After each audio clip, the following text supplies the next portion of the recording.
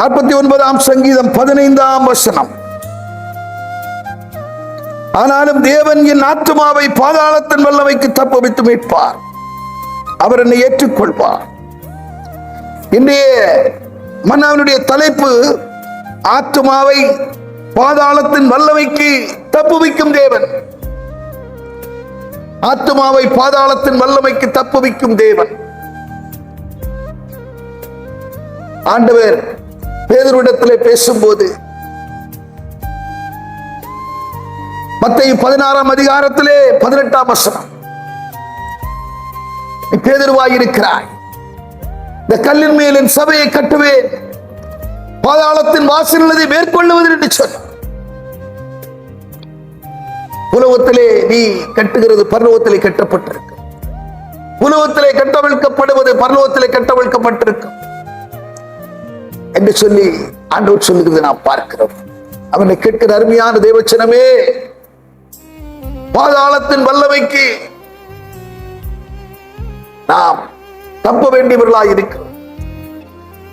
பாதாளத்தின் வல்லமைக்கு நாம் தப்ப வேண்டியது அவசியமாயிருக்கிறது. அதற்கு நாம் என்ன செய்ய வேண்டும்?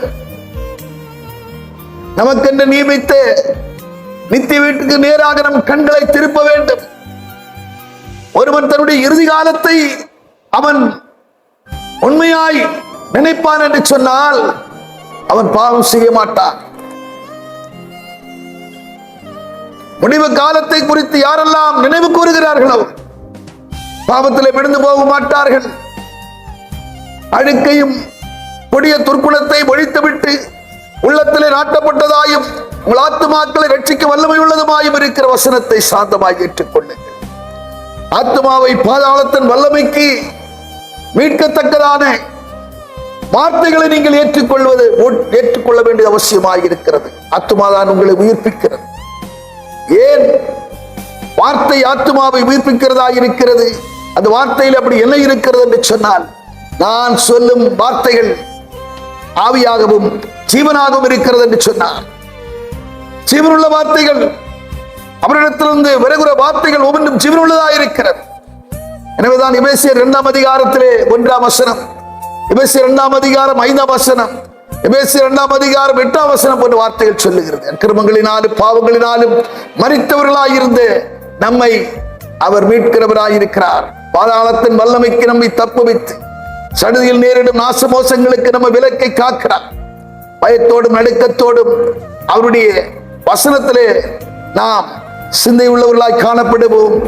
பாதாளத்தின் வல்லமைக்கு தப்புவிக்கப்பட்டு நாம் அவருடைய வருகைக்கு எதிர்கொண்டு செல்லத்தக்கவர்களாய் ஆயத்தத்தோடு நாம் காணப்படுவோம்.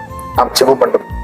பரலோக பிதாவே, நாங்கள் உம்மை துதிக்கிறோம், ஸ்தோத்தரிக்கிறோம். ஆண்டவரே, ஆத்துமாக்களை உயிர்ப்பிக்கக்கூடிய வார்த்தையின் மேலே வாஞ்சியாயிருக்கவும், அது நிமித்தமாக ஆண்டவரே நாங்கள் பெற்றுக்கொண்ட மீட்பை இழந்து போகாதபடிக்கு பாதாளத்தின் வல்லமைக்கு தப்புவிக்கத்தக்கதாக நாங்கள் ஆண்டவருடைய வார்த்தையை பிடித்துக் கொள்ள கிருபை செய்வீராக. வார்த்தையை பிடித்துக் கொண்டவர்கள் சுடர்களைப் போல பிரகாசிப்பார்கள்.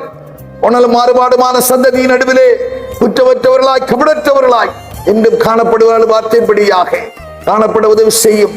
ஆசீர் இயேசு நாமத்தில் ஜெபிக்கிறோம் பிதாவே, ஆமென்.